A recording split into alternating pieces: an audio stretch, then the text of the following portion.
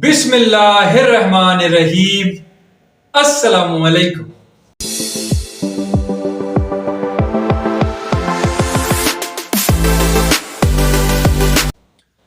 اللہ تعالیٰ کی ناراضگی بہت ہی بڑی چیز ہے۔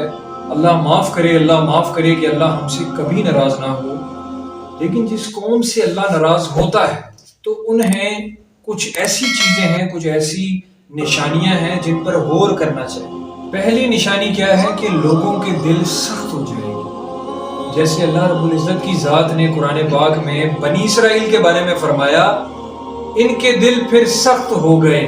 دل کی سختی کی نشانی جو ہے نا، وہ سب سے بڑی یہ ہے کہ کوئی کتنی مرضی اچھی بات کرے، کوئی کتنی مرضی اللہ رسول کی بات کرے، آپ کے دل پر، دماغ پر کسی چیز کا کوئی اثر نہیں پڑے گا۔ مومن کی کیا پہچان ہے؟ مومن تو وہ ہے جو اللہ کے ذکر سے کانپ اٹھے، جس کی روح، یہ مومن کی نشانی ہے۔ تو دل کی جب سخت ہو جائیں گے تو اس انسان کو کسی چیز سے فرق نہیں پڑے گا۔ آج دیکھیں ہر جگہ موٹیویشنل اسپیکرز ہیں، ہر جگہ دین کی تبلیغ ہو رہی ہے، مگر کچھ لوگ عمل بھی کر رہے ہیں، مگر میجورٹی پیپل وہ لوگ عمل نہیں کر رہے۔ ایسا کیا ہو گیا ہے ہمارے دلوں کو جو ہم لوگ اللہ کی یاد سے غافل ہو گئے؟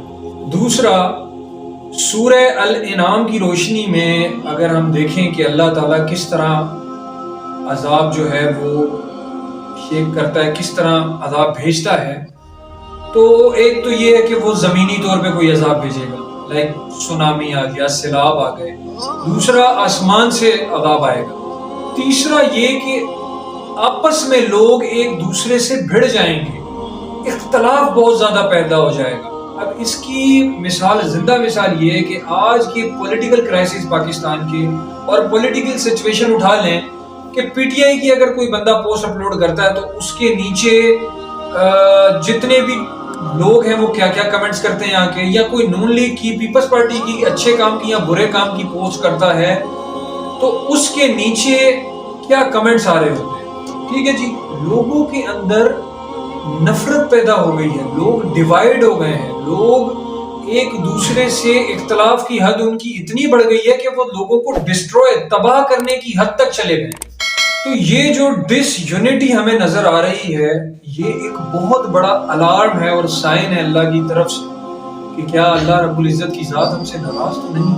اللہ نہ کرے کبھی ایسا ہو۔ اچھا، اس کی ایک وجہ یہ ہے کہ ہم لوگ ڈیبیٹس بہت زیادہ سنتے ہیں نا، تو ڈیبیٹ سننے سے ہمیں پراپر نالج نہیں مل پاتی ہے، ہم لوگ بایاس ہو جاتے ہیں، اور اس کے بعد کیا ہوتا ہے کہ ہم اپنی پرسنالٹی کو اس طرح مولڈ کر لیتے ہیں، اور میں یہ کہوں گا کہ آپ کا ایک خاص مزاج بن جاتا ہے۔ خاص طور پر ٹی وی اینکرز پر بیٹھ کر اینکرز جس طرح لوگوں کو آپس میں لڑوا رہے ہیں صرف اور صرف اپنی ٹی آر پی کے چکر میں، اور وہ ایگریسو ایٹیٹیوڈ ہمیں اپنی زندگیوں میں نظر آ رہا ہے۔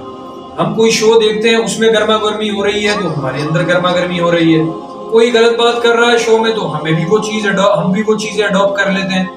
تو کوشش کرنا چاہیے کہ ہر آسپیکٹ کو آپ کلیئر کریں، بائس تھنکنگ پہ نہیں جائیں۔ پتہ نہیں شاید ہم پھر سے کسی حادثے کا انتظار کر رہے ہیں، جبکہ کورونا آپ کے سامنے ایک اتنا دل دہلا دینے والا واقعہ تھا جس نے لوگوں کی زندگیاں کھا لی، جس نے چلتے چلتے لوگوں کو گرا دیا، مار دیا، جس نے کاروبار بند کر دیے، جس نے آپ کو گھر میں محصول کر دیا، چار دیواری سے آپ نکل نہیں پا رہے تھے، اپنے بھائی مسلمان بھائی سے سلام نہیں کر پا رہے تھے، آپ ڈسٹینس میں کھڑے ہو کے نماز پڑھ رہے تھے، آپ کی پوری زندگی متاثر ہو گئی تھی، مگر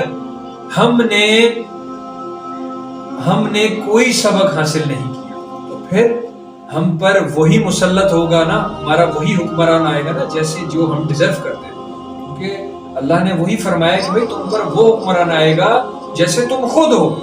تو میں کسی پارٹی کی بات نہیں کر رہا ہوں، لیکن جو بھی آئے گا وہ ہمارے اپنے اعمال کا نتیجہ ہوگا۔ غصہ کرنا، ایک دوسرے کو تباہ کرنے والی تھنکنگ رکھنا، ایک دوسرے سے حسد کرنا، کسی کے مال کو دیکھ کر، کسی کی اچھائی کو دیکھ کر کسی سے جلنا، کسی کو تانا دینا، کسی کو لان تان کرنا، یا کسی کو کسی بارے میں پوائنٹ آؤٹ کرنا، جو کہ بالکل خلاف ہے اسلام کے اور سوسائٹی میں رہنے کے.